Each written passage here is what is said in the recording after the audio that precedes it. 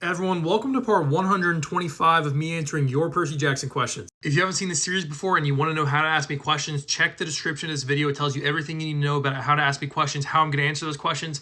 If you don't follow the instructions in the description, I can't help you. So look at the description if you want to ask me questions, and if you ask me a question, I will answer it. Just follow the instructions, okay? All right, let's go ahead and get on to today's comments. 2 comments today because the first one's really short. Here we go. Number 1, this one just says, who was a better villain, Cronus or Gaia?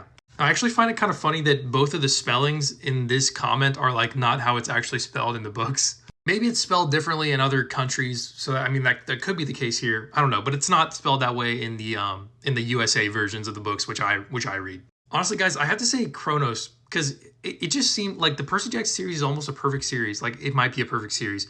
The villain was so good. Kronos was so good. He was so menacing. He was just lurking in the background the entire time. He took over Luke's body.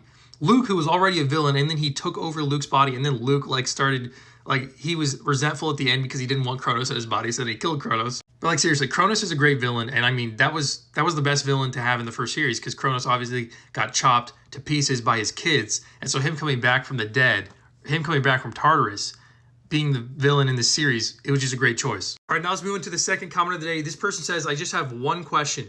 Do you think if 2 demigods had a kid, for example, Perciveth had a kid, would it be a demigod, a mortal, or a god? Because 2 halves are 1. I have no idea. Please tell me, did Rick say something about it or... Okay, guys, let me educate you on genetics really quick. All right, whenever 2 people have a kid, that kid retains 50% of the DNA of each of the parents. So like, for instance, if the dad is 100% German and the mom is 100% like Scottish, then the kid would be 50% German and 50% Scottish. That's just how genes work.